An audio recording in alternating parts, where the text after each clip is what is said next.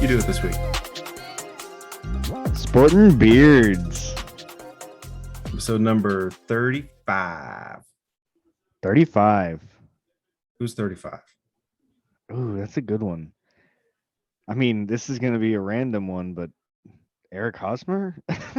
Eric Hosmer. Is he 35?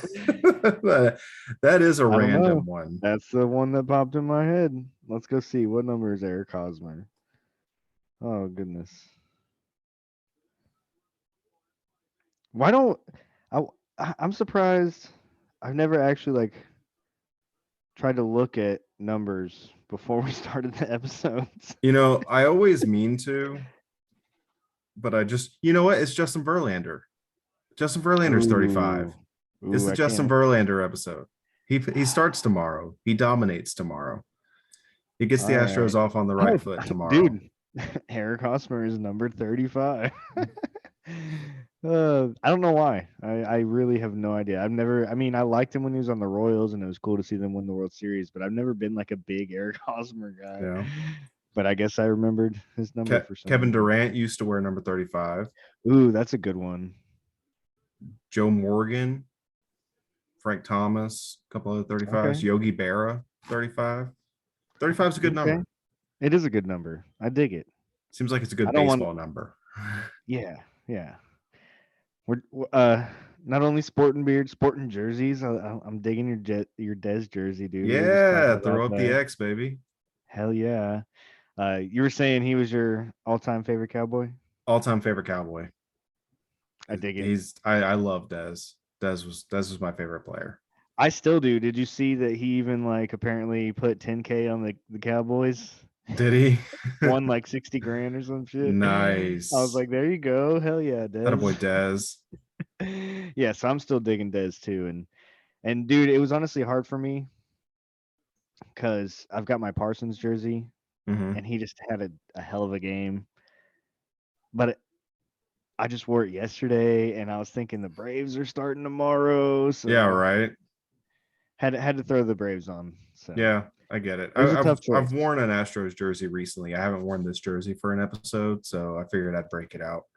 Hell yeah. I dig it, dude. 88s. They're legit. Yep. So got a lot to get into today. How have you been since Saturday? Since Saturday, I've been okay. Good. I had to work today, but other than that, same jobs. They're annoying. I did have our men's league baseball on Sunday. Yeah. Which I overdid. Yeah, I've already scolded you on that. Yeah. We just didn't really have anybody else, and I really wanted to win, and I didn't want to just throw somebody up there. Chase pitched 11 innings across 2 games on Sunday in the same day. We had a doubleheader, and I threw 4 innings. We ended up, and I had somebody else throw the 5th because we were up 17-4 at that point. So it was not in jeopardy. And then the second game was just like a 1-run game, basically back and forth the whole time. So I threw all 7, just trying to keep us in it. We ended up losing by 1 anyways. So was it worth it? I only walked 1 guy all day. I hit a guy twice, but then it happened to be the same guy both times. Man, what'd that guy do to you? Nothing. I was trying my knuckleball. He was the leadoff batter, and I got him 0-2, and I tried to throw a knuckleball, and it slipped from me and got him in the shoulder. And then later in the game, he had asked, I was on second base, he was playing short, and he had asked me, was that a knuckleball you hit me with earlier? And I was like, yeah, it was. And he was like, I mean, it looked good, but and I was like, yeah, it just not on target. Yeah. And then later I accidentally hit him with another knuckleball. So yeah, the whole time he was batting, he was looking at the baseball. I was like, it keeps getting closer. I wonder why it's getting closer. Then it hit him. Yeah. Dad joke. I like it. Yep. I'm digging it. Hell yeah. So other than that though, Went home, got to watch them boys put on a show. Defense played really well. Yeah. That they're the ones that more or less put on the show. Yeah. I guess we can go ahead and jump into it. Or I guess no. I almost just went ahead and did it. No, we're gonna do your top 25 for college football first. Okay. I'm ready. So we'll get into Doyce's top 25. Always appreciate it. On point. So this is a little weird this week. I didn't change it 3 or 4 times. I said it. I looked at it later. I felt good about it. So I just left it. I don't know if I'm more proud or disappointed. Well, could go both ways. Most of the top ranked teams all won, and most of them looked really, really good. So there wasn't a whole lot of reason to change up top. And it was really just kind of shuffling around the bottom, taking out some teams that lost and adding in a couple other teams. So one thing I want to make clear right away is that last week I had said, it's too early for 2 lost teams. I decided going in that starting this week, any 2 lost team that I think is a top 25 team can be in there. So this is the week where 2 lost teams can come in. And then it won't be until, week 10 before any 3 lost teams can come in. So there are a couple of 2 lost teams. They are at the bottom though. So all of the 1 lost teams and undefeated teams that are in my top 25 are ahead of the 2 lost teams. So I have one guess. I want to set the rules out before I start this. Did you do it? Of course I did. Fair enough. So first off, the teams that fell out of my top 25 was number 19 BYU, number 22 LSU, 24 Maryland, and 25 Washington. All those teams fall out of the top 25. Hold on real quick before you keep going. Just wanted to give one little update. It is Monday night. It is 7:56. We got Monday Night Football on between the Chiefs and Raiders. So if I keep looking up over there, or if I make some random noises or anything, yeah, and it's to my left. I apologize. So if I look over there, for anybody on YouTube, if you're on podcast, that was just a waste of time. But well, no, that's I might also make some weird noises or Chase loves making weird noises. Or you might even get a little play-by-play like just now with Josh Jacobs bursting through the goal line for a touchdown. And they actually already scored a touchdown with Devontae Adams, so now they're up 13-0 after a missed field goal by the Chiefs. All right, sorry. No, it's all good. Proceed That's why with the chlorophyll. We're watching a game, so it's going to happen. Yeah. So top 25. At number 25, Kentucky. They fall from 13 to 25. I left them in the rankings, even though they didn't get their ass kicked, but they lost to a bad team. But their quarterback was out, so that's why I left them in. Fair. Utah falls from number 10 to number 24 after they got their ass whooped by UCLA. Oh yeah, which UCLA's starting to actually look like better than we thought. So, well, you kind of thought that already. Yeah. UCLA is good, man. DTR, Charbonnet, Bobo. The defense is pretty good. Bobo. They have a good coach. Yeah. I love saying his name. I know. Bobo. And then the last of the 2 lost teams that are in is Texas at 23. With Quinn Ewers, they're a top 25 team. They just are. Yeah, you just can't lose again. Can't lose again. Yeah, which I don't think they will with Ewers. I honestly believe, and this might be, burn orange glasses that I'm looking through to see this, but I think they're right there with TCU and Oklahoma State as the best team in the Big 12 right now. I really do. With Quinn Ewers. Yeah, I mean Sark is doing a pretty good job, and yeah, Quinn Ewers looked really good, man. And the defense is looking a lot better. He made a few errant passes, but we already talked about that. After it was 42-0, he did, yeah. So moving on. Illinois comes in at 22. Okay. The Illini. North Carolina is at 21. Undefeated Syracuse comes into the rankings for the first time at 20. Those three were all not ranked. They move into the rankings. Cincinnati falls one spot from 18 to 19. Didn't look great against South Florida. They did win, just didn't look great. Kansas falls from 16 to 18 after their loss to TCU. They played incredibly well. They very easily could have won that game, and they were missing their starting quarterback for 3 quarters. Yeah, and the backup made some bad passes right off the jump to basically put him in a hole. Yeah. So and he played pretty well overall, but he's very inconsistent. There's a reason he wasn't the starter. Right. I agree. Kansas State stays at 17 after their very close win against Iowa State, 10-9, kind of an Iowa type game.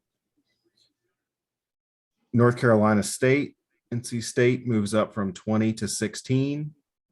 Wake Forest stays at 15.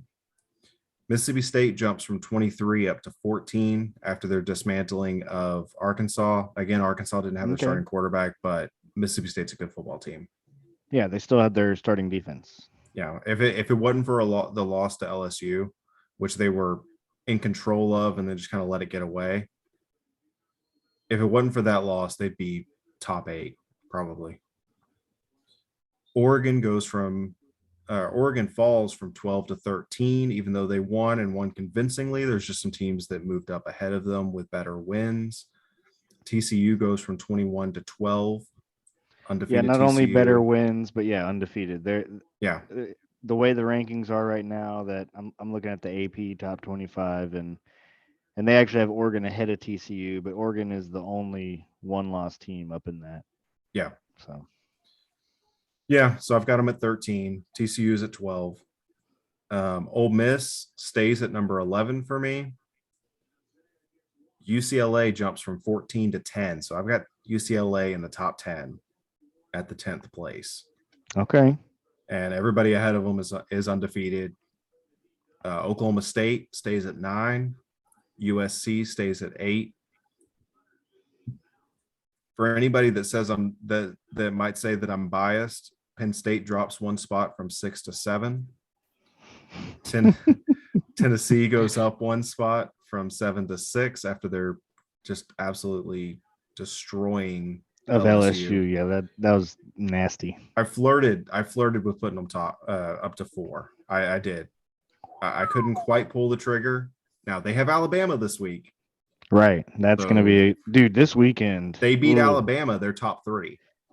This weekend's got a lot of juicy ones. Yeah, there's some really good games. And I think TCU is playing Oklahoma State. I think TCU is playing Oklahoma State. TCU, Oklahoma State, and then Tennessee, Bama. Tennessee. That one, ooh. There's a couple other really good games. I forget what they. Penn State, Michigan. Penn State, Michigan. Yes, dude. There's some good games. Inject that straight into my veins. I'm so excited for that game. I'm excited. So excited. I think I'm just gonna let you know now. I think Penn State wins that game. Yeah, I'm not surprised by that at all. I mean, I'm pretty sure you actually said that earlier before the season even started. You're like, I think Penn State's going to go into Michigan and beat them. I have been saying that for a long time. It's in Michigan, but it is in Michigan. It's at the Big House. Oh, yep, it is. So it's a bold call. I mean, Clemson, Florida State, that could be sneaky. That'd be a pretty good game. Speaking of Clemson is at number 5. Michigan's at number 4. I dropped Alabama to 3. So I had Alabama 1. I dropped them to 3. Georgia and Ohio State each move up one spot. So Ohio State is the new number 1. And Georgia is number 2. Fair. Ohio State hasn't had a clunker. Georgia's had 2. No, I agree. Ohio State's looked really good. They also haven't played much, but also the ones that we've looked kind of rough against. We haven't. Yeah. Those aren't great teams either. Georgia has the better win. I'm not going to argue with anybody that says Georgia's number 1 because Georgia does have the better win. And they're coming off the national championship. And if you're trying to do it the way they've done it for Alabama for so long, since they're the returning champs, they're number 1 until someone knocks them off. And yeah, that's not the way I do my rankings. Well, I'm not talking to you necessarily, Doyce, per se, but anybody else out there that doesn't think they deserve to be number one either. Yeah. So for now, and I've had a new number one. This is the third week in a row I've had a different number one.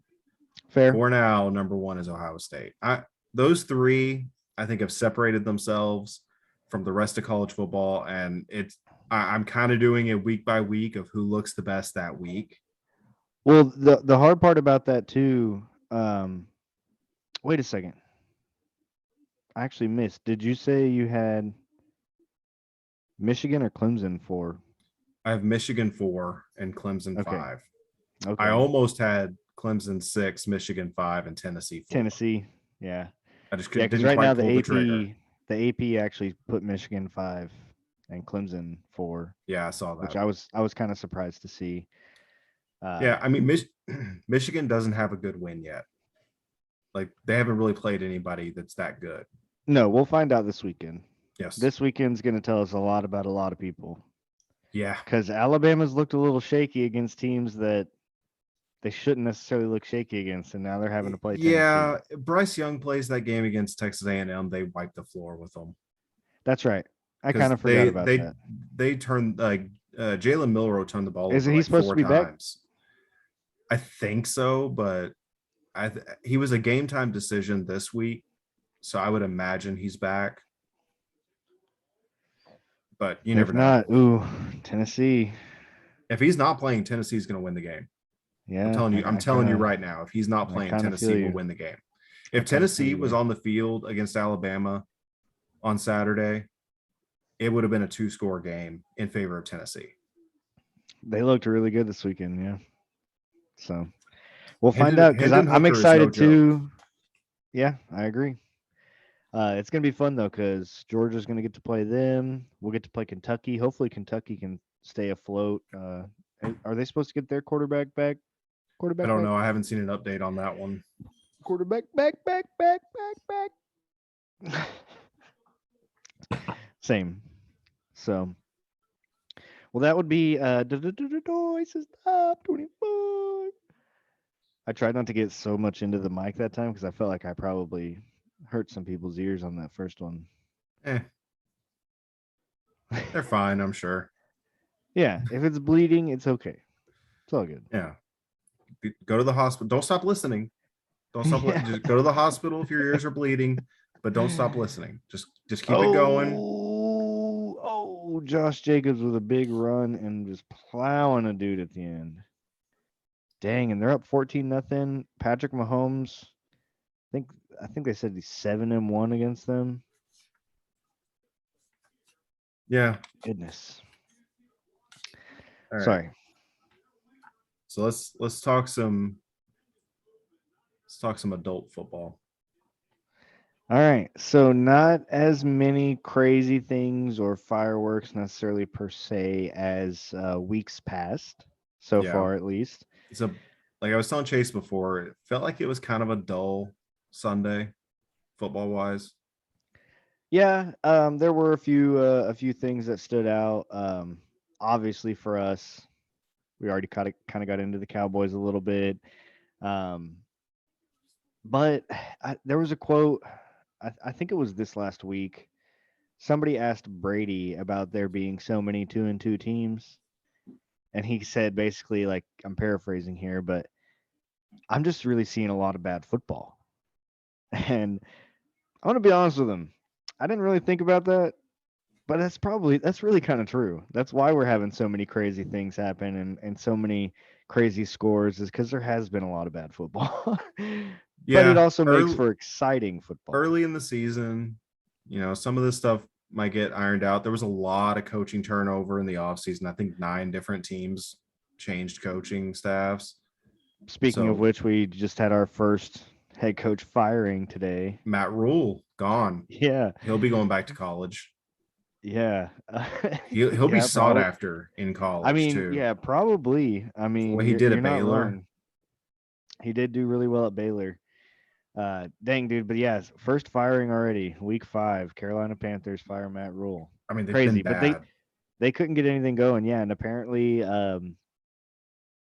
I've heard there's been rumors of like CMC and DJ Moore being possibly on like the trade block per se, maybe or so. I mean, why not? At If you're this gonna be point, bad, yeah. if you're gonna be bad, you might as well try and get something for those guys and really commit Rebuild. to a rebuild. Yeah, because I mean, shit, Christian McCaffrey's been there for quite a while now. He's been through a lot, so like he might not be part of the new scheme or part of the new fit for you guys, and you probably can get quite a bit for him. So Especially as a running back, like the shelf life isn't that long. Strike while the iron's hot, because he's probably not going to be part of the next good Panthers team. At I least agree. not at the level and in the role that he is at right now. I He agree. might could still be around as a scat back or something, but not as a feature back probably. Yeah. So not only a lot of coaching turnover, but also this was the craziest kind of NFL offseason with free agency and Lots of player trades and turnover. There's been so some yeah, a lot of people on injuries. new teams. So it has been kind of wishy-washy football where it's not necessarily as clean as it will be later, like you said. Which I think perfect example what we're watching right now. The Raiders look pretty damn good so far, and they're 1-3, but they're Yeah, playing the Chiefs, who are 3-1, and they're about to go up. If Daniel Carlson makes this, they'll go up 17-0. So it happens. that's honestly This is part the of the NFL. fun. Yeah, that's part of the funnest thing about it is this is the first season in recent past, in my opinion, at least, where like it literally is any given Sunday. Like Yeah, the this Colts can beat the weekend, Bills. yeah, like this weekend showed that anything can happen too. Like I was not expecting. I thought the Jags were on the upcome, and they lose to the Texans. Get slapped Like down. yeah, slapped by the Texans. Not The even a close winless game. Texans going into that game. Exactly. So now we no longer have a winless team in the Nope. NFL. I was not expecting the Patriots to be able to shut out the Detroit Lions. The highest scoring team in the NFL through 4 weeks. Right. Now they were without their number one running back. Arguably, some people say Jamal Williams kind of slides into that role well. But and they I did think I have said that. you did. They did have Amon-Ra St. Brown back, but apparently he only had like 20% snaps uh share. So they were kind Yeah. of easing him back in. So like they didn't have their full offense, but man, I guess the Patriots just really wanted to show out in those red throwback unis because they did look really clean. They Yeah. didn't look good. So And hey, Bailey Zappi. Next yeah, Brady. uh, I'd say Cooper Rush would be more more in line with that at least so far. But no, there's been some crazy stuff happening. So I guess we'll dive into it. I know I already kind of said a few things about some of the games. No, I like the way we're doing this. It's kind of all over the place, but you're getting some thoughts out. I'm enjoying it. Okay. Then let's keep that going then. So Oh man, the Eagles are the only undefeated team still they at are. five And and zero. as soon as I saw Kyler Murray's pregame outfit, I don't know if you saw that floating around No, anywhere. It looked like a lime green, like key lime green women's suit. mm. As soon as that was seen, I mean, I wasn't the first one to say it, but everybody was saying like Eagles by a million. Like, So you know what? I did see that picture now that I think about it. So oh, is he trying to like step into the void left by Cam Newton or I don't know. I just know that it didn't look great. I wasn't a big fan. Uh, yeah. and apparently not a lot of other people were either. Of all weeks to break that out Lime green against the when Eagles? you're playing against a team that wears green, maybe And not the best the time. only undefeated team in the NFL too? Yeah. No. Yeah. Not a great idea. And weren't Kyler Murray and Jalen Hurts in the same quarterback room in OU at one point? I'm pretty sure they were. Mm, I can't remember if Hertz transferred in while Kyler was still there. Regardless, alma mater. So they got the Yeah, same alma mater, I guess. they're the same college Um, coach. right. So, but no, dude. I don't. I feel like Cliff Kingsbury might be the next one to get fired. I never really understood the Cliff Kingsbury hype. Me Like, neither. I like didn't really. the dude gets fired at Texas Tech, accepts an offensive coordinator job at USC, and then gets hired by an NFL team. Very bizarre. Honestly, first couple I years, don't like last like year, I he was kind of buying in. They were the last undefeated team for they went yeah. what, like 7 or 8-0, You talk about and failing upwards, like that is failing upwards. you're not wrong about that. That is definitely failing upwards. And but I don't know. He might end up having to take one of those offensive coordinator jobs in college again, because so far this year and the second half of last year, they imploded. Like they just fell off. Like it was pretty bad, and they put up a good fight against the Eagles. I will say that, and Kyler Murray got him into field goal range, and they showed it pregame. Their kicker was going wide right on everything deep, and then sure enough, he goes out there. He's on the left hash, kicks it wide right. They Yep. they don't tie it up, and then Eagles win. So yeah, Eagles look really good. I'm actually really, really, really, really, really, really, really excited for Sunday night. Because it is Cowboys Eagles, and I did not think there was any way in hell, even with Dak, to be honest with you, that we were going to be 4-1 going into this game. And the fact that we are, and our defense is playing the way it is, It's huge. it is. But the Eagles are no chumps. They definitely are 5-0 for a reason. It hasn't been any kind of fluke. They've Yeah. been I thought they were probably gonna the be most good. consistent team. I thought they were gonna be good. They've been better than I thought they would be. I agree. I'm right there with you, because Jalen Hurts has actually stepped up and made that next level. So I'm a little nervous, obviously, because they're really good, but I definitely wasn't expecting the Cowboys to do what they've been doing for the last 4 games Yeah, that either, defense is especially after just week 1. that defense is just lights out. Agreed. Let's talk about it. So It's they so end much up better than I would have thought.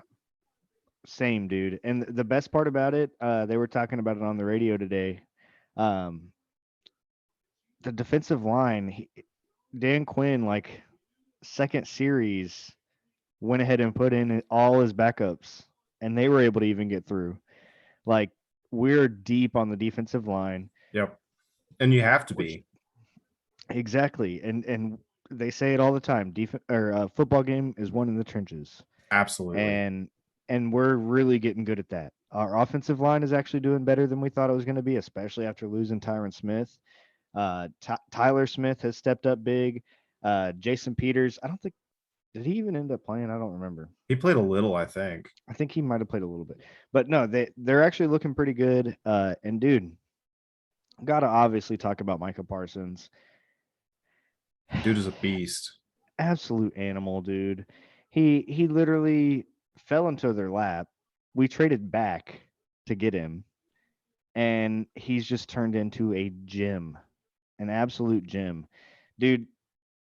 Just seeing him bull rush these big linemen, like, and not, I mean, to be fair, the Rams were down to some of their backups, like backups on the offensive line. But they were holding him left and right, and he just kept getting through their holds and putting pressure. I think he had like 3 quarterback pressures, 2 sacks, the forced fumble at the end of the game to seal it. The dude is an animal. He should definitely, and then not to mention, what was it, like the third quarter where it seemed like or no, it was before halftime that he messed up his groin, it looked like, and came up kind of limp, and he was basically in pain and struggling for the rest of the game. But he was able to actually fight through it, and if he was told, "Hey, you're not going to make any more damage, it's just pain tolerance," then I'm a lion. I'm gonna go out Get there and after it. eat. Yeah, dude, and he did, man. So exciting to watch. But I also wanted to shout out Odigazua. because that dude, he either had 1 or 2 sacks as well, and he was the one, or no, he wasn't the one that did the first sack fumble. That was Armstrong. See, like there's so many guys that are doing stuff on the defense right now, and Trayvon Diggs tweeted that the 10 points was on him, which kind of in a way I get it because it was your guy that was targeted. The pass that Matt Stafford put out there on the Cooper Cup touchdown and the catch that Cooper Cup had to make and how fast he was. Yeah, nobody covers Cooper Cup. No. Nobody. And dude, and almost nobody in the NFL makes that catch. Like that was an absolutely ridiculous one-handed, like tip the ball to myself catch and then just took off with it. So barring that, Cowboys almost they've only, so last year through the first 5 weeks we allowed 14 touchdowns. This year through the first 5 weeks, and we were also 4-1, right? I think so. Last year, yeah. But we had allowed 14 touchdowns.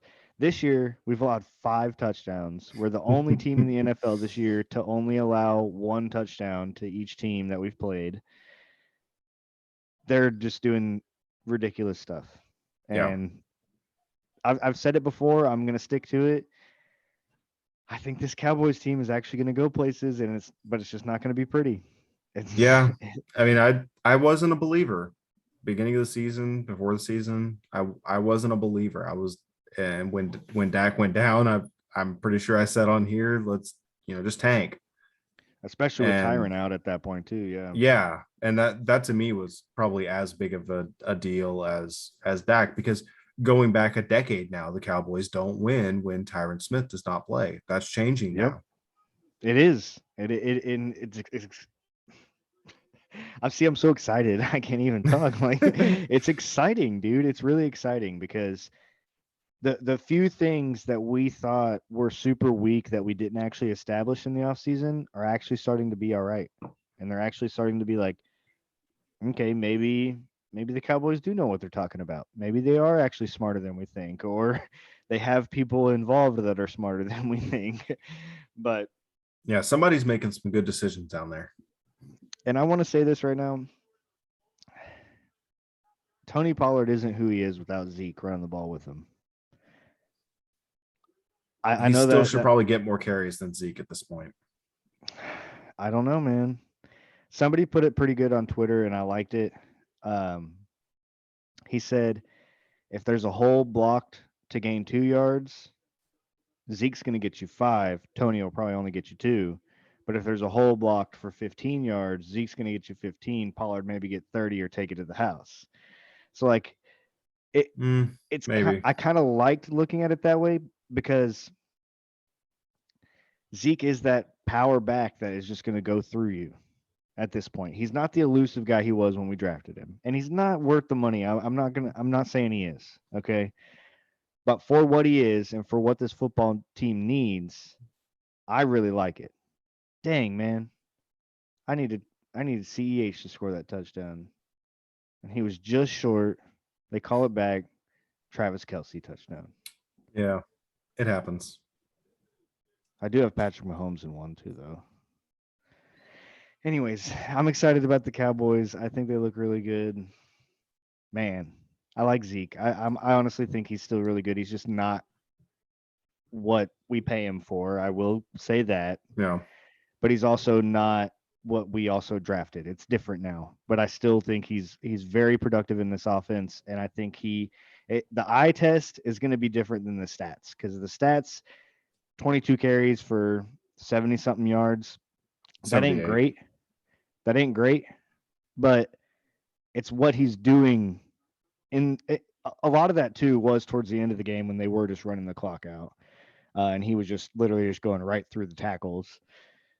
But I still like Zeke. I think he's still gonna help this team a lot, and I'm excited. I mean, you need 2 backs, and in today's NFL. And I think they're a perfect 1-2 punch, because he's going to run you over and wear you out, and then Tony Pollard's going to be explosive, and you're not going to have any more energy to try and get him. And that's exactly what happened on that 57-yard touchdown. That's what I think. So yeah, I'm excited. Sunday night's going to be crazy. Sunday night will be fun. Did you see that Josh Fields finally attempted more than 20 passes? Justin, but I did What did I not say? see that he had Josh. Josh, what the hell is going on with me and names lately? It's all right. I'm gonna if I hear it, I don't mean to. If I come across as a dick, just correcting you like that, I don't No, mean it you're a like that. dick. I'm It's just it's fine. No. Hey, fair enough. Hey, Jonah No, changed correct his me every name. time. Okay. No, Jonah changed his name in our OG league to Chase's Microdongs. But he's in first place and literally kicking everybody's ass. And I'm like, dang, I guess my microdongs are pretty good. I didn't really have anything else to say about the Bears Vikings. I guess, just the usual. Justin Jefferson's amazing, Yeah, but dude. I got that name right, I think. You did. Yeah, Okay, that one's right. good. Good. I think I called him Justin Jeffries at one point. Jeffries. Okay. So fair. Names are hard. Yeah, Words are there's a lot hard. of them. Yeah. Simple math is Just hard. speaking is difficult. That's why we're doing a podcast. That's right. For everybody Makes it out there fun. that sometimes has retardation of the tongue, this podcast is for you. Yeah, it happens. How are the Giants 4-1? This is what I want to know. Well, this Because week I in watched particular, I watched the game. I look at the stats, and I don't know how they're 4-1. I watched the game. I watched like the whole everything but the first quarter. I missed the first quarter, but I watched the rest of the game. I still don't understand how how they won this game or any of their other games. I don't really know either, but all I say is I'm glad they are because it makes us beating them look even better. Yeah, and the NFC East is not the NFC least so No, far. I heard something that I liked today, and I've never heard it before because it's never been true, but the NFC Beast. Yeah, I've heard that before. I had never heard that. I like that one because I've definitely heard the NFC least Yeah, because that's been the majority of the time. lately, yeah. Dude, what was it a few years ago when we were like 2-8 and we still had a chance to make the playoffs? Yep. Oh, it was garbage. That was terrible. But yeah, I mean, I know Saquon Barkley's incredible, He but has been incredible, but he's not going to be able to carry that whole uh, team for forever. outside of Saquon Barkley being incredible, like that team doesn't really have anything going for it. Like the defense is okay. The defense is not bad. It just doesn't make any sense. It does not make any sense at all. Well, the thing that doesn't make sense is that like it was the Packers. It was Yeah. Aaron Rodgers. Which I guess you could It's say not. maybe, the going to London thing, you don't know what team you're going to get. That's And, definitely true. I will say that. but But yeah, dude, looking still, at all these stats, you're right. Like it's like what? I don't get it. I don't I don't get get it. it either, man. I don't either. But hey, they're doing what it takes to win football games. Hey, I'll be honest. If you look at the Cowboys stats from Sunday, That's true. But the Cowboys have an they elite don't look like defense. it right. But that's the only way that they ended up winning that. And no, I really don't understand either because even Aaron Rodgers, it looks like had a better game, kind of, than He Daniel did. Jones. He did. But it doesn't make sense. It Now, really most of that doesn't. was in the first half. The Packers couldn't do anything in the second half. Like nothing. Right. And who knows? Like you said, it could be part of the whole London thing. But no, I am a little bit not necessarily worried, but if I was a Packers fan, I would be a little bit worried because I still think they're going to be fine. I I think they'll do. be fine too. They still only have 2 losses right now, and they got the Lions to play twice still. I think they haven't played yet, right? And then so I mean, I don't know. I would be a little worried though, just because it seems like their offense is having a hard time. Like you said, they couldn't do anything in the second half. Mm, So, they and couldn't. that's against the Giants team that is not that great, but somehow 4-1. Did you see Daniel Jones cut on his hand? Yeah, that was Did you pretty see the gnarly. funny part about it? No. So it left a very weird impression on his center's shorts. Oh, no, I didn't see that. Yeah, dude, it was pretty funny. Like his whole butt was all red. Well, White pants doesn't help. sometimes you just can't help periods. So you said you had some thoughts on the Chargers Browns. I do. Chargers deserve to lose that game. Just because of the fourth down decision at the For the end? fourth down decision mainly, because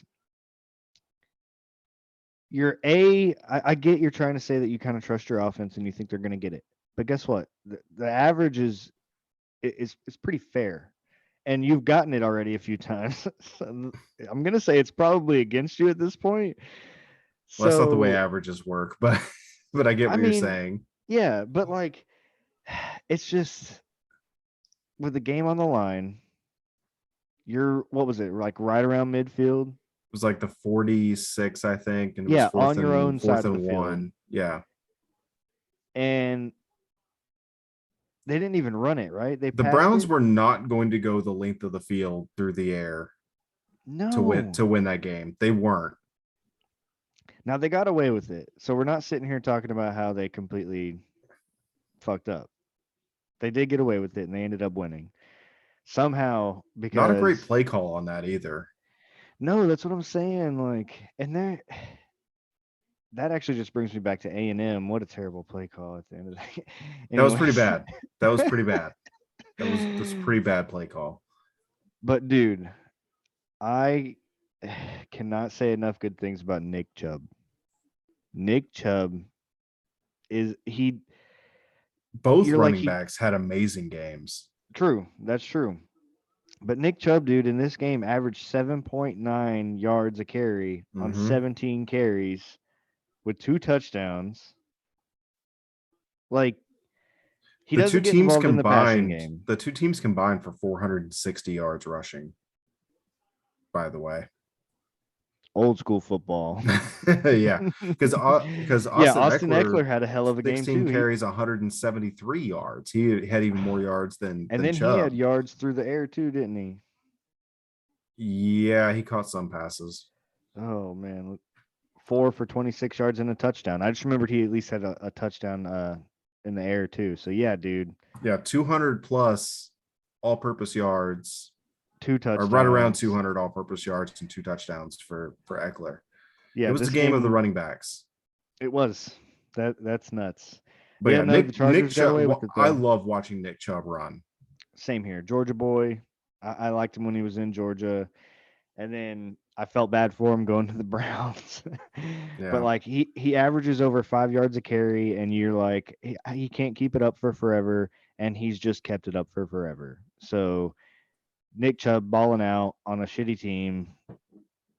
I mean, they're looking better. yeah. I He will say reminds me that, of like a rookie Zeke. First couple of years, Zeke is what but Nick still Chubb doing looks it. like. Yeah, Yeah, I kind of agree with you there. I can see that. And it's crazy too because he had a little bit of health issues, but he's been able to bounce back and stay healthy, like at least for quite a while now. So knock on some wood. I don't want to yeah. Don't want to jinx fuck him. that up. Speaking of good running back numbers, though, I did want to mention I didn't want to talk too much about this game because I didn't get to see too much from it. But Saints Seahawks Kamara actually somewhat looked like Alvin Kamara again. Uh, had what was it? I think it was over 100 yards rushing and then over 90 yards receiving. Just Sounds like absolutely. Kamara. Yeah, exactly. And mostly because like Michael Thomas was out. They didn't have a lot of people. Let's see. Yeah, 23 carries for 103 yards and then 6 catches for 91 yards. Pretty good Uh, game. yeah. So he did what he had to do, but that got topped by somebody somehow. Can you guess who topped it on the Saints? On the Saints, Yeah. I didn't see the stats on this game, so and I haven't even watched Oh the man. highlights of this game. So you'll have to inform me. Oh man, you're in for a treat then. Yeah, I was a bit lazy today and didn't watch all the highlights that I normally do from the games that I Well, didn't watch. agreed. And if you were gonna watch some, I wouldn't have chose this game either, probably. However, Taysom Hill.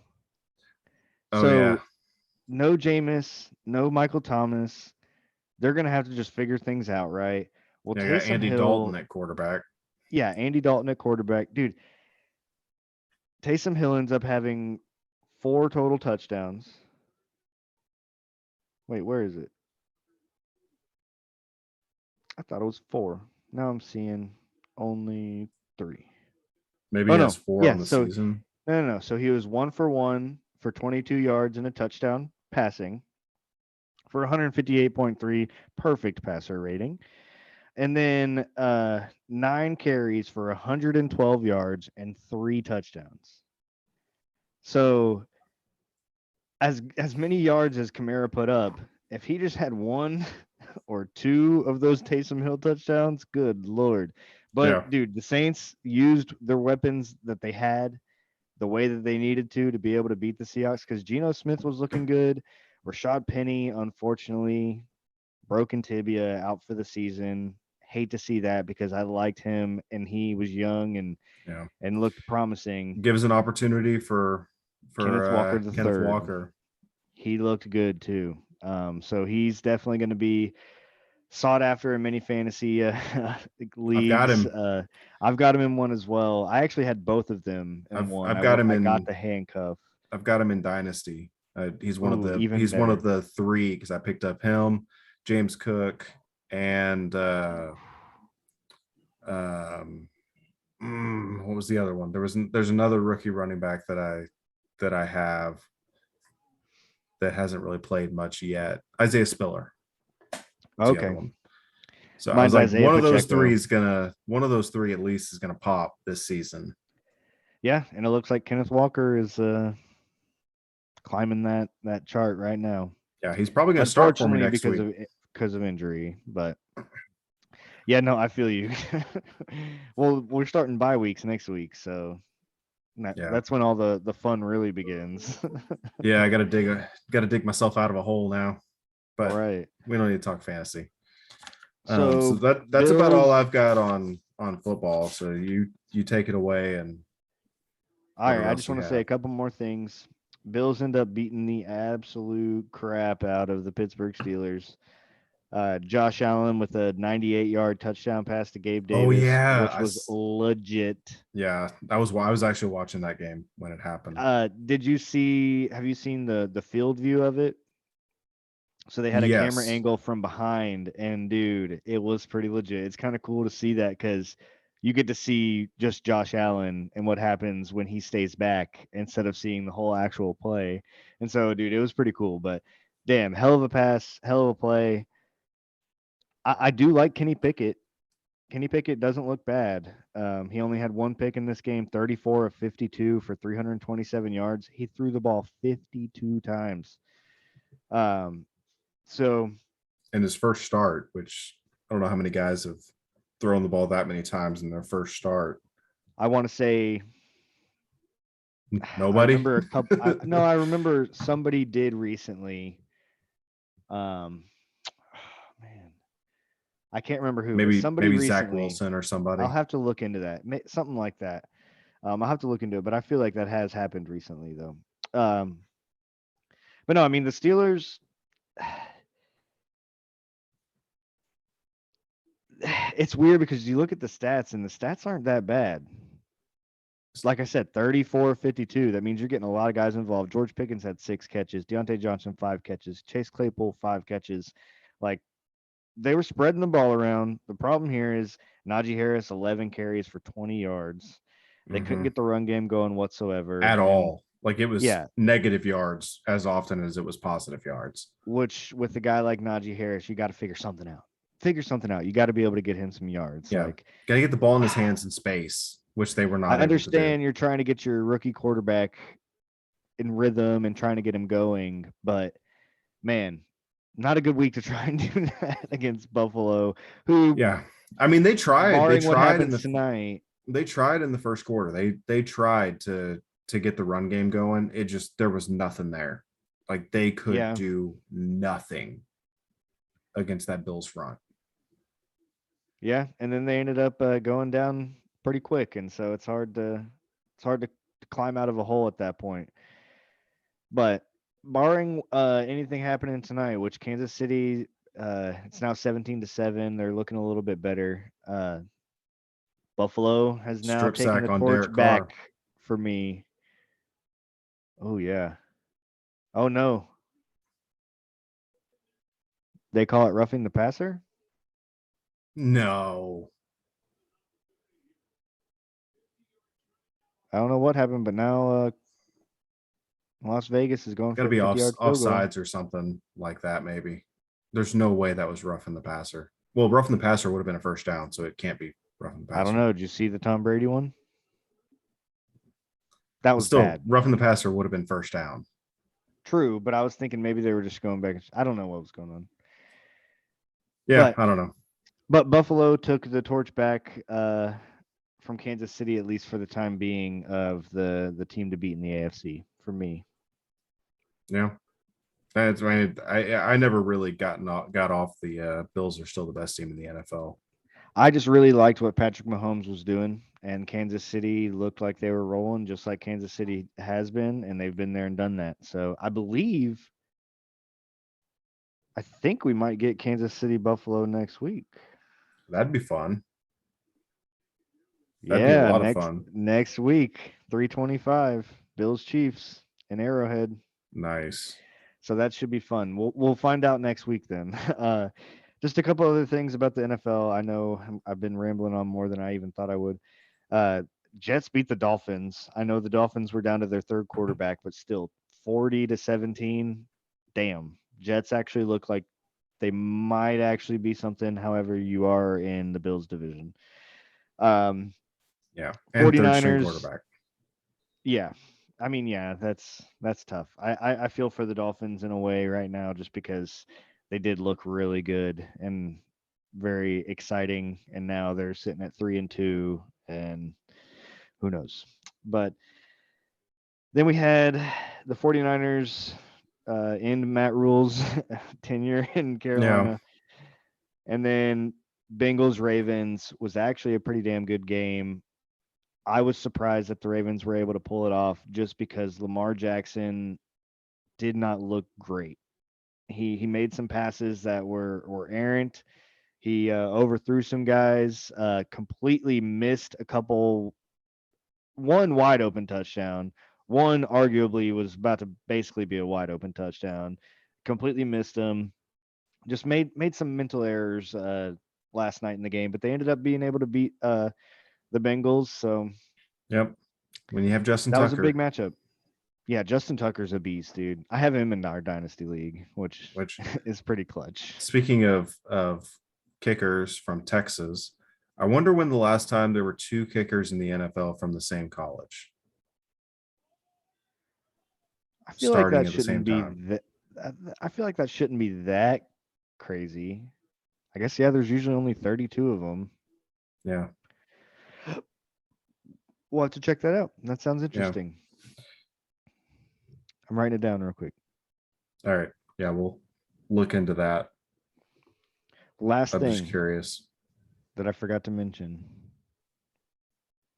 Cowboys defense, second in sacks, second in turnovers, and like sixth or seventh in points or yards per game allowed. They're on a roll. Looking good.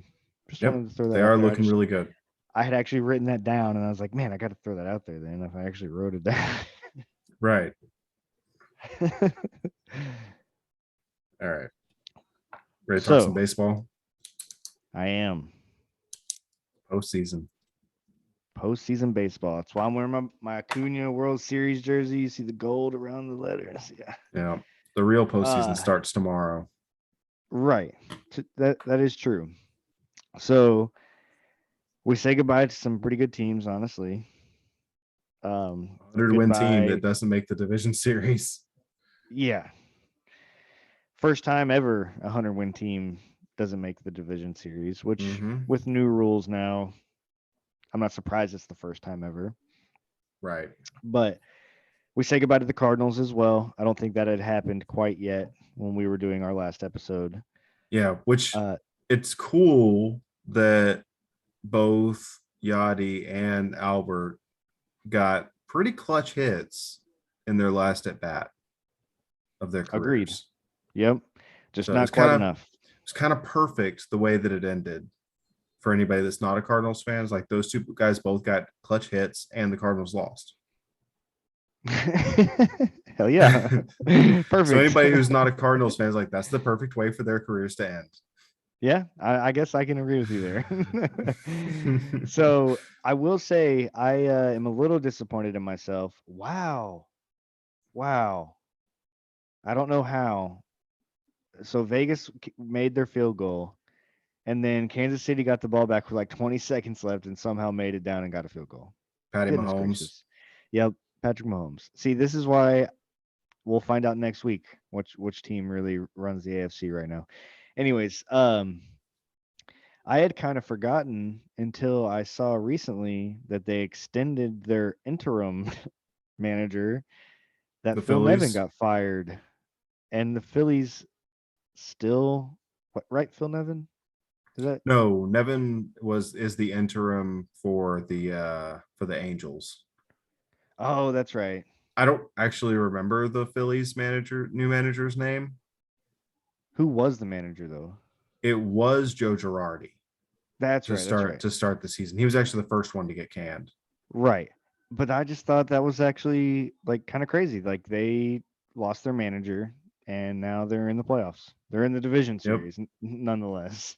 So yeah. And now he's actually the manager, not just the interim manager. Right. They extended him for 2 years and took the interim away. So, which deservedly so. You end up turning the team around and making the playoffs. You end up taking out the Cardinals, who were one of the arguably best teams in baseball this year. So, Phillies is not anyone that you want to face. So I'm a little nervous about it.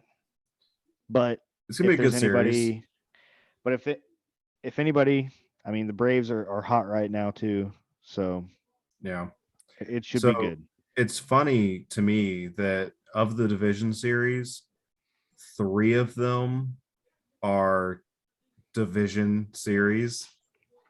Series between division teams, which is great. I thought that was awesome. Is that typically how it would happen, or no? Is it like why it became the division series? No, it's just I think it's the division. It was called the division series because it was played between teams that had won their division for the most part. Gotcha. Maybe. I don't know. I mean, that makes sense. And then they threw a wild card this is the first year that it was even possible, that I guess second year because 2020. But this is the first year, really, the first full season that it's even possible to have 3 different matchups that are within the same divisions. Gotcha. Because in the past, 2 division champs would be playing each other in the first round in the division series in both leagues. And you would only have 1 wild card team that was even possible to be at this round. Now, in the National League, we have 2 wild card teams that have made it to this round. And in the American League, we just have the 1 because the division winner in the National League that was in the wild card round actually did win to get to the division series. Right. And we almost had all 4 division series being played by division opponents. Yeah. Which would have been wild. Damn, that would have been wild. But the Rays didn't beat the Guardians, so. Yeah. Dang. That's nuts. Yeah, that would have been crazy. So we also say goodbye to another team. Like you already mentioned, 100-win team. It's not even going to make it to the division series. Yep. What do you call it? They messed it up, Chase. They messed. I can admit it now. I can finally admit it because I don't have to worry about them. Yeah, they messed it up. Messed up so bad. Like it took a long time, but they messed up. That has got to be an all-time Mets. Like they were in first place for 170 out of 181 days. They had a 10.5 game lead at one point. Dude, That is insane. That is insane. And you have DeGrom, Scherzer, Mm-hmm. and I will throw Bassett in there because I think he's good too. Bassett's good. He is. Dude, dude, dude.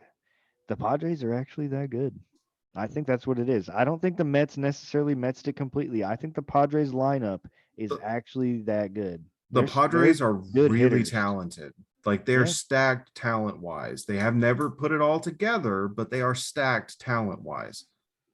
If you just look at the names in the lineup and the names in the rotation and the names in the bullpen, and you showed it to a random fan, you're like, damn, this is the best team in baseball. They haven't played that way. Well, I But if mean you just that's looked at the names, it's kind of like usually the Yankees the last 10 years. They'd have all those big names, but they wouldn't necessarily play that great because they weren't able to mesh together. And like I've said that about the Yankees before. So I kind of see what you're saying, but it looks like they're starting to find it together. yeah, They're starting to it's mesh together. it's the opposite of the Dodgers, really, because you look at the Dodgers in most years, like it's not necessarily like they have really good players, but it's not necessarily that it's like, oh, this is the most talented team. It's always the deepest team. It's always the team that gets the most out of their players, arguably. The New England Patriots. But it's not always, the biggest. Like Justin Turner is not the biggest name, and he's like been their best playoff player for a decade almost. True. And that's Yeah. kind of the way the Dodgers have operated, that they've got really, really good players, but not necessarily superstars.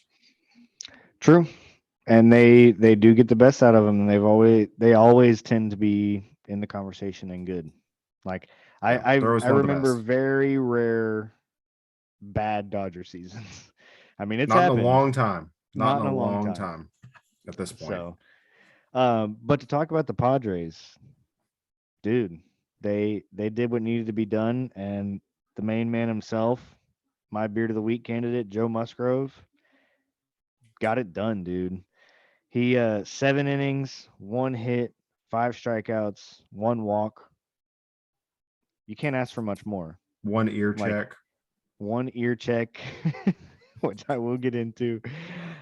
He is now though the first pitcher in Major League Baseball history to go at least 7 innings with 1 or fewer hits in a win or go home game, or a winner take all game, um, which is pretty impressive. Because are you thinking that that's false? I think that's false, I got this from the broadcast. because maybe excluding the World Series, because Don Larson threw a perfect game in Game 7 of the World Series. I'm pretty sure. If that's true, then this is incorrect. But from what I saw, maybe it's been since a certain time. Maybe. I'm looking it up. Keep going. Okay. But no, I saw from what I saw, Joe Musgrove, first pitcher to go 7 innings with 1 or less hits in a winner take all game, barring an update from Doyce. Regardless, ballsy. It takes balls to be able to do that. Um, Pun a little bit intended, because after like the first inning or so, the catcher throws a few balls over to the dugout, and Buck Showalter grabs them and is like rubbing all over him and kind of checking them out. And then Joe Musgrove sits him down for 5 innings straight, and then he goes out there for the sixth and is about to start pitching again. Don And Larson was then Game 5. it was a game 5. Gotcha. But was it a deciding game 5 for them? It wasn't. The series went 7. Okay.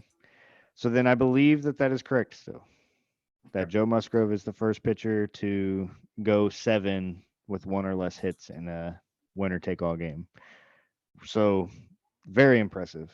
Like that's not an easy thing to do. Pitching is a hard thing to do in general. Yep. Pitching with a crowd is a harder thing to do. Pitching against major league hitters is a very, very hard thing to do. And then pitching with everything on the line, even harder. Yep. So Yep. As someone who's pitched with very very small things on the line, when we had our do or die championship in Liga pitched in two of Aztecas. two of those, actually won one, lost the other. Right. But it was a do or die and pitched the whole game. Like, even with Sounds like we need a rubber game. very little crowd and very little, you know, Big actual crowd for us. stakes. Yeah, we had like Over in 50 to 100 people there. Yeah, that was Total. actually not bad. That was we had a bigger crowd over in Mexican League than we do get in ABA. Absolutely. Which was fun. But yeah, even pitching in that game was nerve wracking. I can't imagine doing that on national TV and in front of 50,000, drunk Mets fans. Yeah, exactly. And then so in the 6th inning, he's about to start pitching again, and then literally he'd already warmed up, like literally the inning's about to start, and then Buck Showalter starts walking out to the first base umpire and talks to him for a few minutes, and even the broadcaster's like, well, usually when it's in this situation after everything was basically done and they're about to just start the inning, it's going to be to check the pitcher for something. And sure enough, Yep. he was right. They had him go over and check the pitcher for him. You and I both said that we watched the John Boy video of it, so some of the things I'm going to be saying are probably from that. Which he puts it on Twitter, so fair enough for me to listen to it and talk about it. So they check his glove and everything, check his belt, check all the stuff that they normally check. And for the first time, I believe, I don't know if that's actually true, but I believe for the first time, they rub all over his ears and check to make sure his ears are good. Now, I know I'm pretty sure I've seen them check their necks and stuff like that before.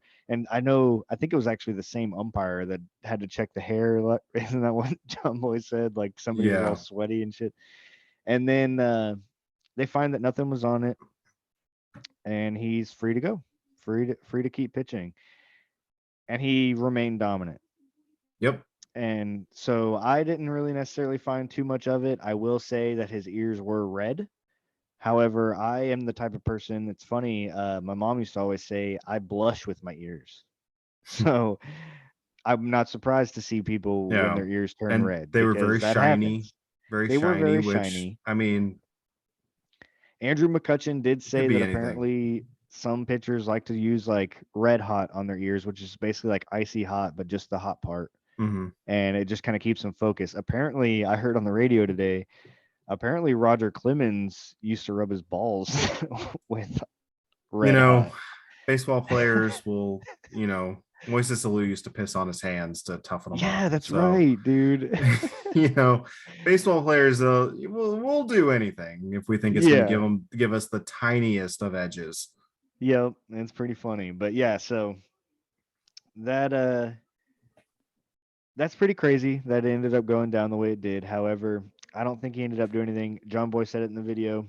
He went back and watched the entire game. Never once saw him reach up and touch his ear when he got a new baseball or anything. Yeah. So I doubt it was anything there. He was just amped up. Exactly. He was amped up, and it's the playoffs. The game's on the line. You're going to be bringing in a little bit more than you usually do. That's why his spin rates were up. That's why his velocity was up. That's normal human emotion. It's adrenaline. And so I also don't blame Buck Showalter. No, you have to check. I manage our adult league team. Even when you don't think that something's the case, especially when your season is on the line, possibly your job on the line, you try everything you can. And I mean, I'm pretty sure Musgrove even said something in the interview afterwards when they were still on the field celebrating because they advanced. They asked him about it, and he was actually kind of a class act about it. Like, he was like, you know what? I mean, they're trying everything they can. Their season's on the line. You got to do what you got to do. They checked me. I was fine. Here we are. Yep. So kind of a crazy scenario, but the Padres don't take away from the fact that they got it done. What was it, 7-1? I think it was like the largest margin of victory in the playoffs for the Padres in like a certain amount of time. They haven't been to the playoffs a lot. Fair. It's their first Let's see, time. what was it? This is their first time reaching the division series Oh no, since 6-0. like I was thinking of a since different game. 12. Since 2012, was it? The Jake Peavy year, I think was the last time, or 09, 010, 2010, somewhere in that range was the last time they reached a division series. Yeah, that sounds about right. But give them their props. Now they get to go, like you said, play divisional series against the You Dodgers. you give them any shot at beating the Dodgers? The only reason I somewhat give them a little chance is just because it is a division series. Like, I know that you basically have kicked their ass all year in the division, Mm-hmm. but that doesn't mean that they don't know you. And the Mm-hmm. playoffs are a different animal. It's 0-0 now. So Yeah. let's see. And it's a Like, best of 5. I think back to now, this is a little bit different because the more experienced team was the team that got the crap kicked out of them all year. But in 2020, the Astros played the A's in the division series, and the A's had been straight up better against the Astros than the Astros had been against them. Like, they had beaten the Astros a lot that year, as much as you can in 2020. And Fair. the Astros swept them. Like, they just swept them, just destroyed them. Like, the average margin of victory was like 6 runs. Now, again, it's a little different because the Astros are the more experienced team, the team that had been there and done that, and the A's were not. But that was a team that had beaten them all year, and they went in there and swept them. I'm not saying that the Dodgers are going to get swept by the Padres, because I think the Dodgers still win the series, but I I think could so see it too. going 4 or 5 at least. At least 4. Yeah. I think it's at least going to go 4. I think you're right. I just the Padres have proved that they can hit in the postseason, and they've proved that they can pitch in the postseason. So I'm excited to see that matchup. It's going to be really fun. I really liked what Freddie Freeman said. He was like, "Yeah, the Padres are hot, but we've been hot for 7 months," and that's so Yeah. true. You can't argue with that. The one weakness with the Dodgers is their bullpen. They do have a weak bullpen, and if the Yeah. Padres can get to that, I Yeah. don't know. They can get the starter out early, and we all know how much Dave Roberts loves to go to the bullpen. So it may not take much to get into the bullpen in the postseason. He loves to pull pitchers too early. So we'll see. It's going to be I an mean, interesting.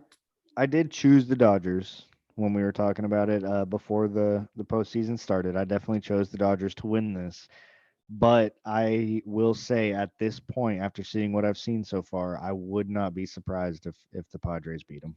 I wouldn't be shocked. I mean, I would be a little surprised. What I'll take I'm that a little bit back, but I could see it happening. what I'm really interested in starting tomorrow is seeing how much the time off for these division for the bye teams, how much that time off is going to affect their timing, especially in game 1, and whether these wild card teams can come in and take game 1 because they've been playing versus the other team that has not been playing for almost a week.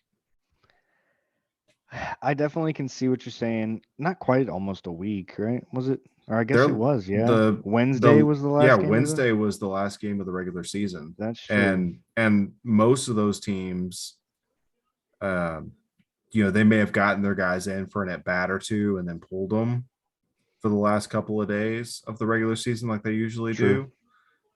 So, Yeah, like, that's going to those be guys definitely haven't played a something to full watch. game and had a full game timing of pitching game timing, because there's a huge difference between practice timing and game timing. Definitely. But they haven't done that in a week. So it's going to be interesting to see what they look like after a week off, essentially. Agreed. That'll definitely be something to watch. And like you said, I think game 1 especially. Because this is the first Because time that this has ever really happened. That a right, team, that's it. it's the first time anybody's ever gotten a bye in baseball. Really? Yep. I guess so. There's never been a bye before. At Well, I least guess not Not kind of the more than like one a couple wild of card days. game. Yeah, the Yeah. one wild card games were technically a bye for the rest of the people, Yeah. but I For know the what you one mean. Yeah, 1 seed. Yeah. right. No, that is kind of crazy. I am interested to see that. That is quite a bit of time to be off. Now it's However, with only these two professional more athletes, days. It's only 2 more days than they normally would have, roughly, after because the playoffs or normally regular season. normally the regular season would end on a Sunday, and then the division series would start that Friday. So Gotcha. it's like an extra 2 days, but that 2 days could be a big deal. Yeah. No, it is definitely interesting, and I really think though with these baseball players playing so much, I think the extra couple days is actually going to be more beneficial than hurtful. We'll But see. we'll see. We'll find out. I know in football, a lot of people don't necessarily like the bye. Mm-hmm. Now, Just takes you out of your rhythm. health reasons, a lot of people do. So now I do want to say I think, well, football's also changed recently. Yeah, the only one team gets a bye now. Yeah. Back in the day, though, I'm pretty sure there was a long time there where one of the bye teams was the Super Bowl winner for quite a Yeah. bit. So, but it's fun to look at, kind of gives it a So different angle. I guess sort of in that vein, I had done some research for Saturday's pod, but we forgot to get to it. And Oh, yeah. I was gonna scrap it, but after we were talking after the pod, and you're like, no, we need to get to that because that's Yeah, I interesting. like it. It is interesting. So I guess let's go ahead and do it now before we run out of time again. Right, because we're probably getting there. Yeah, we're an hour and 16 in right now, so we got a little. We can do like 5 minutes on this at the Okay. absolute maximum. 5 minutes. Sounds good. So the research that I did, the basis of the research that I did, because I was curious how often the team in baseball with the most wins in the regular season wins the World Series. So I looked back at the last 25 seasons. Do you want to take a guess how many of those 25 seasons the team with the best record won the World Series? Ooh. So out of the last 25, this is going That's one back of to the 1997. Yeah, that's one of the things you didn't ask me the other night. I I didn't even know. think about it. I know. I didn't want to give everything away. I'm glad. I'd say I want to say 0, It's not but I 0. know I was gonna say I don't think it's that crazy. I'm gonna say only like 5. 7. Oh, okay, a little bit more than. 7 out of the last 25 World Series champions were also the best team in the regular season. That's 28%. Now, what I found interesting is that the team with the second best record has only won once That in the is last interesting. 25 years. And that was the Astros in 2017. They're the only number 2 that has won the World Series. Interesting. The second most popular spot record-wise for a World Series champion is 4th, the team with the 4th best record, which is not going to happen this year because the team with the 4th best record was the Mets. But we already discussed they Mets that up. So the team with the 4th best record has won 4. The team with the 4th best record has won 4 World Series in the last 25 years. Okay. Those teams were the Braves in 97, or no, the Marlins in 97, the Angels in 2002, the Giants in 2012, and the Royals in 2015. Those are the teams that were the 4th best team in baseball in the regular season that went on to win the World Series. Okay. Interesting. So what I also did is how many 100 win teams there have been in the last 25 years, not counting this year. Right. So there have been 34 teams that have won 100 games. Damn, that's more than I thought, honestly. in the last 25 years. There are some years where it's very slanted towards the more recent years. Like there were 4 in 2019, there were 3 in both 17 and 18. And then you go back to like the turn of the century, there were 3 in 2003 and 3 in 2002 and 3 in 98. But there's some years where nobody wins 100 games.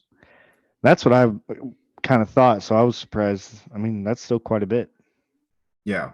Like there are years where the best team in baseball won 96 games. In 2007, the Red Sox and Indians won 96 games each. They were the best teams in baseball that year. 96 this year gets you like the 6th best record. Yeah, it has definitely changed. It's gotten a little bit more top heavy. So the 34 teams that have won 100 games in the last 25 years, how many of those teams do you think have won the World Series? Of the what? I'm sorry. How many teams have won 100 games and won the World Series in the same year? Okay, so there's 34 of the them. best teams. Yeah, but you said only 7 teams with the best record won. 7 teams with the best records have won. But Oh, just because you win but 100 games doesn't mean you have the best record. Right. Okay. So I'm going to Like, say, for instance, the Astros, when they won 102 games, but they were the second best team in baseball because the Dodgers won 106. all 25 of them 100. No, I'm just kidding. I'd say I'm going to go with half. Let's go with half. So like 12. 4 teams in the last 25 years have won 100 games and won the World Series. Dang, that is small. That's not looking good for the Braves, Dodgers, Yankees, or Red Sox, Astros. It's actually 5. I wrote down the wrong number. It's 5. Yeah, it's 5. Those teams are the 98 Yankees, the 2009 Yankees, and then there was a 3-year run where a 100-win team won. That was the Cubs, Astros, and Red Sox from 16 through 18. But outside of that 3-year run there, it's 2 out of 31 100-win teams. Jeez. So it's a little bit all over the place. The worst team to win the World Series, I think a lot of people would probably be able to guess this if given time. I think you told me the other night. Let me see if I remember if it's correct. Was it the 06 Cardinals, right? It was the 06 Cardinals. 83 games. They won 83 games and won the World Series. Goodness. The 2 games over 500. Yeah, they were the 13th best team in baseball that year. 13th. So barely above average. Goodness. The Braves last year, based on like place of record, they were the 12th best team last year at 88 wins. That's the second worst team to win a World Series in the last 25 years.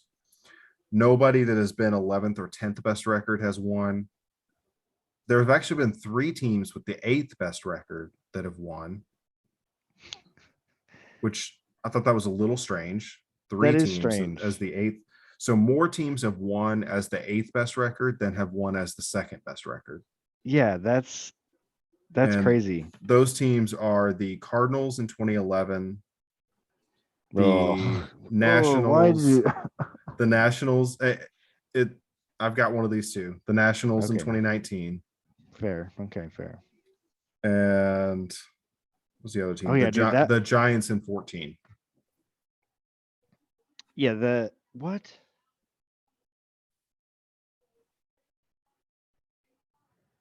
Darren Waller went out with a hamstring after 6 snaps, and I guess I missed that earlier. Oh, damn. They just showed him in a hoodie on the sideline. It's 20-17 in the Monday night game, by the way. 8:47 to go. Travis Kelce got another touchdown. But anyway, that's there was one other thing that I wanted to mention, that there are of the World Series champions in the last 25 years, 4 have had less than 90 wins. 8 have been between 90 and 94. 7 have been 95 to 99. And then the 5 that have won with 100 plus. So the most popular win total is between 90 and 93, which I didn't write down if any of these teams, how many of these teams. I think it's just the Mariners and maybe the Padres that are between 90 and 94. I just had it up. Hold on. Because there's 4 100 Guardians teams. 4 of the 8 teams that are still alive have 100 plus. The Yankees, I think, are the only team between 95 and 99. Yeah, they have 99. The Guardians are 92 and 70, so they're between the 90 and 94. Okay. Are the Padres below 90? The Padres are below 90. They're 89. And the Phillies are below 90. 87. Yeah. So that's So I'm that's what I got. Now I'm even a little bit more nervous for the Phillies Braves. Great. Yeah. Nah, I'm excited for it. Did you see they locked down some interesting Spencer data. Strider? I did for 7 see that. years. They just keep on doing it, man. Dope. I mean, if they're willing to sign it, sign them. Yeah, keep it coming. Braves should be good for a while. But yeah, that's kind of all I've got. We're kind of pushing time. We went even longer than I said, 5 minutes max, and then I went like 10 minutes. It is all good. I have one super random fact that I saw when I was looking at stuff for this Monday Night Football game. So apparently at Palo Alto High School, Jock Peterson and Devontae Adams were teammates on the football team, and Jock Peterson was actually the wide receiver 1. Oh, and Devontae Adams was the wide receiver 2. Weird. And I just thought that was very interesting and kind of fun. And it's weird. Baseball and football. So. Yeah. There we go. Well, no, I'm excited. I'm excited for this for these playoffs, man. We've got a fun week ahead of us. Yeah, it's going to be a fun, stressful time. Stressful indeed. But now our teams are in it. Yeah. Now the fun starts. All right. Well, we got to get out of here. We're pushing time. Yeah, we are. So everybody have a good week. Enjoy the MLB postseason. We'll be back to talk some baseball and football and all the exciting craziness, sports and beards and goodness. Yeah, so we'll be back on Saturday. You'll be listening to us again on Sunday. Hey, beards out. Beards out.